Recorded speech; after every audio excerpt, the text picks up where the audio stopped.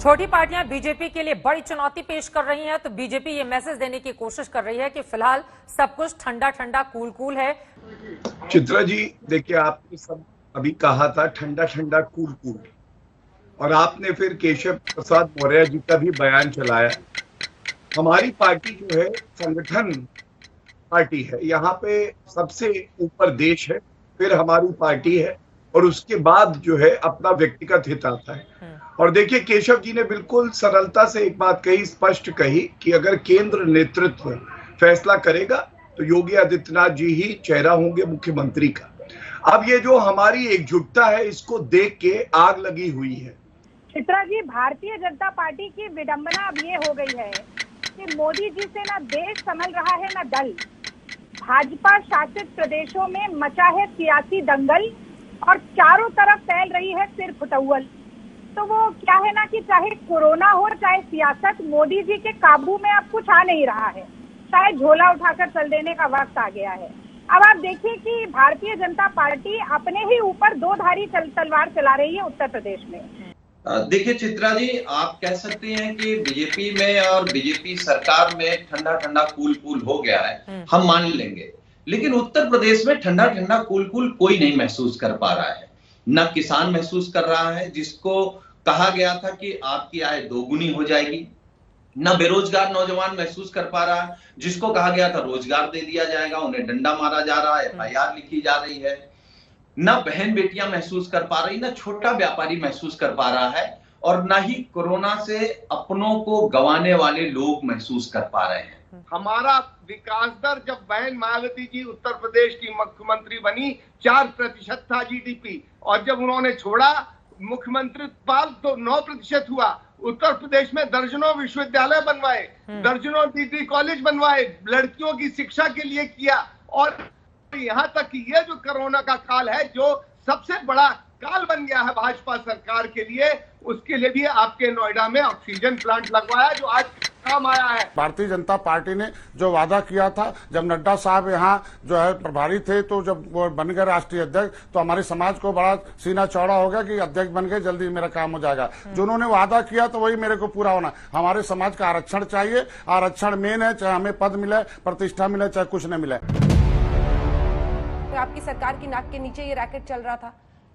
अब विपक्ष का ये कहना है कि चुनाव के मद्देनजर उत्तर प्रदेश ATS इस तरह की सामने ला रही है मामले को, और आप मुस्लिम्स को टारगेट करने के लिए ये कर रहे हैं। जवाब दीजिए।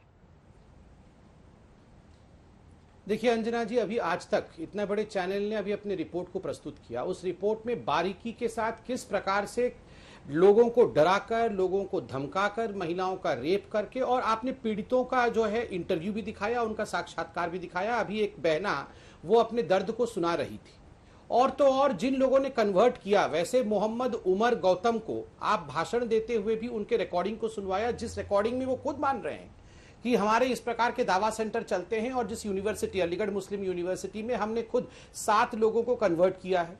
अब प्रत्यक्ष को प्रमाण की क्या आवश्यकता है? जब कैमरे के सामने पीड़ित खुद अपने पीड़ा, अपनी व्यथा को व्यक्त कर रहा है, तो वहां भी किसी प्रकार के प्रमाण की आवश्यकता है क्या? अंजना जी, अगर आप कल्पना कीजिए यही घटना पश्चिम बंगाल में हुई होती, महाराष्ट्र में हुई होती, तो संबित पात्रा बिना नाश्ता किए सुबह सुबह से चिल्ला रहे होते और थिएटर कर रहे होते। थिएटर करता ना, वैसे चिल्ला चिल्ला के बोलते होते, अरे इस्तीफा देना चाहिए भाई, मुख्यमंत्री को इस्तीफा दो, पश्चिम बंगाल की मुख्यमंत्री इस्तीफा दें, महाराष्ट्र की मुख्यमंत्री इस्तीफा दें। अरे भैया, ये घटना उत्तर प्रदेश में हुई है तो इस्तीफा क्यों नहीं मांग रहे हो भाई? क्या उत्तर प्रदेश की योगी आदित्यनाथ को इस्तीफा नहीं देना चाहिए? उनके नाक के नीचे इस तरह की घटना चलती रही, पाकिस्तानी हमारे उत्तर प्रदेश के अंदर में घुस गए। 4.5 साल से आपकी सरकार है, तो क्या झुंझुना बजा रहे थे आप सरकार में? कन्वर्जन एंड फोर्स्ड कन्वर्जन, इन दोनों में डिफरेंस करना पड़ेगा। फोर्स्ड कन्वर्जन के आड़ में आप कन्वर्जन को डिनाई नहीं कर पाएंगे किसी भी कीमत पे। और ये याद रखिए कि आज दुनिया में 180 करोड़ मुसलमान रहते हैं, जो 1200 से 1400 साल के बीच ही आए हैं। तो ये एक प्रोसेस है जो चल रहा है, जो चलता रहेगा, लेकिन फोर्स नहीं हो सकता, ना फोर्स था, ना है और ना होगा। हिंदुस्तान के अंदर मूवमेंट शुरू हुआ है, तब से हो रहा, जबरदस्ती हो रहा है, पैसा देकर, लालच देकर हो रहा है, और उसके बाद आज तक ये रुका नहीं है। आज जैसे अभी भदौरिया जी ये बात कह रहे थे कि 4.5 साल हो गए, 4.5 साल हो गए, 4.5 साल तक चलता रहा, 5 साल पहले आप भी 5 साल की हुकूमत करके गए हो, और उस हुकूमत में आपने क्यों नहीं खोला जो आज योगी जी की पुलिस ने खोल दिया? तो मैं क्योंकि रिसर्च कर चुका हूं इस्लाम पर, कुरान पर, तो मैं आपको यकीन दिला रहा हूं कि ये इंसानियत के दुश्मन हैं जो फोर्सफुल कन्वर्जन कर रहे हैं। अल्लाह बिल्कुल पसंद नहीं करता है इस तरह के कन्वर्जन को, बल्कि कुरान में कई आयतें ऐसी आई हैं जिसमें वाज़ेह तौर पे अल्लाह ताला ने मना किया है, और यहां तक के कह दिया है चाहे इबादत अल्लाह के नाम से की जाए, रहमान के नाम से की जाए या किसी भी नाम से की जाए, अल्लाह इबादत कबूल करता है, किसी भी नाम से की जाए। अंजना जी, ये पॉइंट नोट करने वाला है कि अल्लाह ताला फोर्सफुल कन्वर्जन तो बहुत दूर की बात है, हर वो इबादत गुजार को पसंद करता है। और संबित जो अभी कह रहे थे ना कि नॉन बिलीवर्स इन इस्लाम, कहीं पर कुरान में नहीं है, नॉन बिलीवर्स है।